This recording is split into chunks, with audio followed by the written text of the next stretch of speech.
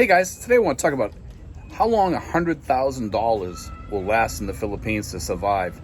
And there's a lot of variables on this here, and a lot of people will argue on different factors of this here. You can go out 10 years living on like about $800 per month. That'll still get your insurance. And if you use your phone for data and for hotspot, you might save a little bit more there. You could still live fairly well, but I'm not telling people to live on that low budget, because in emergencies, at least you'll have some money to fall back on, except for the end of that money, which your money's starting to disappear. You want to make sure that you have enough money to go back home, or maybe your SS is going to kick in, maybe your pension is going to kick in, maybe something else is going to kick in for you, maybe an estate. I get people asking me quite a lot, hey Steve, I'm going to survive on $50,000 or $100,000. How long can I live on that? How long will I last? I have to make it, this many years. Can I make it on that? And I always tell them to divide it in. And I also tell them 1,500 is the minimum. I tell people that's my thoughts on this. Okay, this is living. You could live 8 years on 1,000. I'm not telling you that's good living, because it's not. To some people, they say, yeah, that's good living, because they stay home. They're homebodies. They're people that stay home quite a lot. They really don't care about staying home. They go for a walk or something like that every day. They walk down the mall. They walk in the air conditioning down the mall. They walk around, and that's their life. They don't mind. They don't mind doing it. And some people enjoy doing that, walking around the mall or whatever, or going to stores and stuff where it has air conditioning. Getting out and talking to people, maybe going to the coffee shop and having a cup of coffee or something like that. That's fine for some people. Some people it's not. I like living. I like getting out. I like doing things, but I also like my home time too. I love my home time. Can I live on a cheaper budget? Also, don't forget air conditioning. Air conditioning runs most people here probably about $100 a month for a 1-bedroom apartment with a 1.5 to 2 horsepower. It runs about $100 or 5,000 pesos, okay? So you have to consider that as part of your budget. And if you're renting for 80 or 100, you're getting a cheaper place, you painted it, you fixed it up, you cleaned it up so it's more livable. Maybe you put a flush toilet in there. You did some other things, put in new lighting. You blocked off all the things so bugs and mice can't get in the house. You can live really good here. A lot of the expats that live near me that have joined us have fixed up their homes, and they have really, really cheap rents. And it's exceptional. It's incredible what you can do with that home. Some people, they learn to live small. A lot of guys that are here have learned to live small, and that extra money is like a boon to their budget. Because if we were living back home, man, the cheapest place you could probably get would be like a room in a boarding house, probably for $600 to $800 a month or whatever, if you could find it.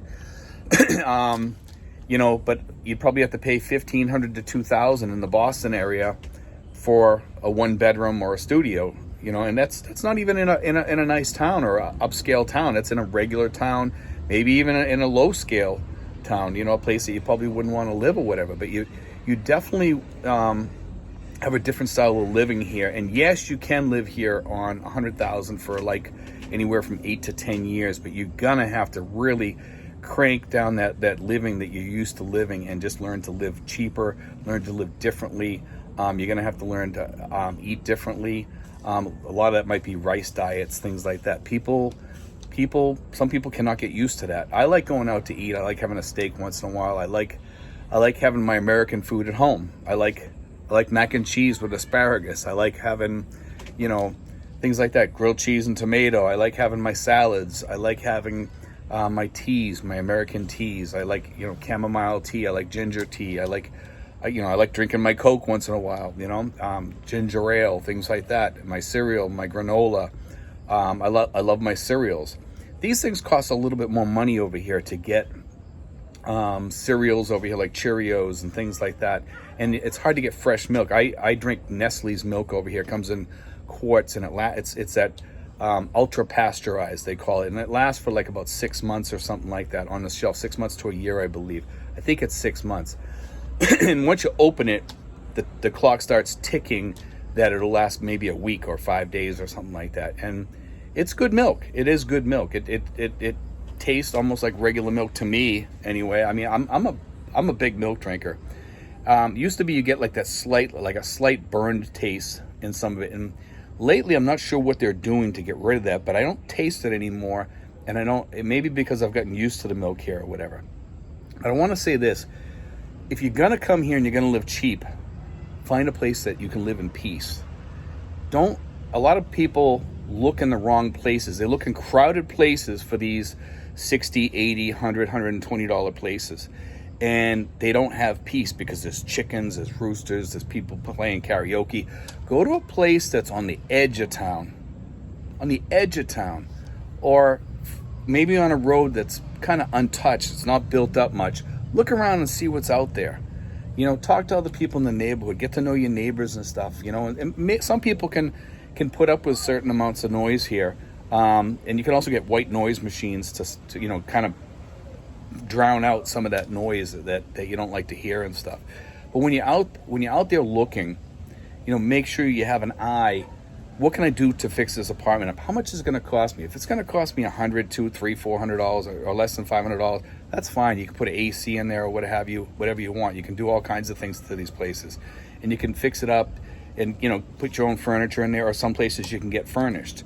You know, it's a choice. And some people can live in different living conditions than others. I like decent, clean living conditions. My house is really clean. I like, when you walk into my house, it's very comfortable. We have I turned my my bedroom into a kind of a living room. I'm gonna show that pretty soon. I'll do another showing of my house maybe within the next week or so. I'll show that so you guys can learn what my house looks like. A lot of you guys have already seen it. I've just changed it up a little bit to make it more comfortable, because during the day, you know, my bedroom is being wasted. The way I look at it is it's being wasted. So what I did was I took the bedroom, I moved things around in there, and I put a sofa in there, like a sectional sofa, and it really has kind of made the house a lot better for us now. Because our living room is kind of too tiny. We use that as like a backup bedroom kind of, because and it's also our dining room too. It's a dining room / kitchen / bedroom, I guess, or living room, whatever you want to call it. And we use the bed out there also for like a sofa when people are visiting or whatever. But it's when you're out there and you're looking to live cheap, make sure you're happy where you're at. Number one, that's the number one thing. Then it makes it easier to live here. Because if you're living in a place and you don't enjoy it, living on a cheap budget, it's going to suck. You're going to say, man, I wish I come over here with more. Or the good thing about having $100,000 budget, if you know sooner or later that something's coming in, maybe you have an estate coming in, maybe something happened to somebody in your family or whatever, and you know you got some money coming within the next few months, you can always adjust that budget, which is part of the good things, you know. And for me, I live fairly cheaply, but I have things that I like to do. So could I come down to $1,000 a month budget pretty easily? I probably could. The question is, would I be happy on it? Probably not. My budget would probably be closer to like $1,500 to be at least semi-happy. You know, $1,000, I could still kind of be happy, but not as happy. And also, you have to remember your insurance. For a lot of guys on these lower budgets, they have to get these cheaper insurances, and they're out there. Pacific Cross has very, very good insurance for low cost nowadays, and you're getting a lot more insurance. It's pretty decent insurance, actually. It's not that bad. So when you're out there and you're shopping around, you might want to contact Michael Onstad, Onstad. I don't make a nickel off this guy. He gets all the money himself, but he represents us really well. He's a member of our group, and whenever I have a question about insurance or I want to talk to him about something, he's always there. He's there for me. Wonderful guy. I met his son yesterday at Thanksgiving, and I met him again. We see each other quite often, and Michael is phenomenal with our people. He's sold insurance to a lot of our guys. There's one of the people that you can go to. He has high-end insurance and lower-end insurance, and that's the best part for you guys that are on these budgets. If you know, for people that are living on the cash budgets, it's pretty easy to figure out. Now, the older you get, the more you're going to pay out. But the good thing about this, you pay for the whole year, so then you have to readjust your budget and see what's left and say, okay, this is what I got to pay out. You got to kind of do all the math work each year because you pay this for the whole year, okay? And that's something you have to figure out. Food costs, that's on you. That's something that you have to kind of learn to live cheaper here. A lot of people have diabetes at our age. A lot of people have different issues. I'm sitting here, I got a grounding strap on. I do grounding. It does help with my pain a little bit, somewhat. I put it on usually around noontime, and it helps bring my pain down a little bit. You guys want to learn about it? They have a movie called The Earthing Movie. It's quite interesting. But anyway, some people don't believe in it, and some people do. For me, I do notice a difference, and if anybody would notice a difference, it would be me. And I do see some difference. Some people say, well, it's all quackery or whatever. I don't believe it is. I think there's something to it, because I had somebody tell me recently, one of the expats here, tell me that he takes copper supplements for his sciatica, and it's made a difference for him. I just want to throw that out there. So if you guys have sciatica, try copper. I'm actually trying it. I'm not seeing much of a difference. I just started with it, so I'm going to give it some time. It does take time to change you. But anyway, guys, that's what we wanted to talk about today. It was just talk about how long that money will last you. You can do that, and obviously you can bring it down to 6 years and have more, or 5 years and you have even more in your budget. For me, I would say 100,000 is better off at 6 years than it is at 10 years or 8 years. Okay, it's more livable, better living. It gives you some extra cash for emergencies and stuff like that. You can always dip into that other cash that you have sitting there, but it might take off a year or so if you go into the hospital or something like that. You never know. Could take off 12,000 or maybe 24,000 or maybe 50,000 if you're going for a heart attack or stroke or something like that, and you're in the hospital for a while. Who knows what it could take off? That's why you need insurance. So it will not eat away at all that money. That insurance is not that costly.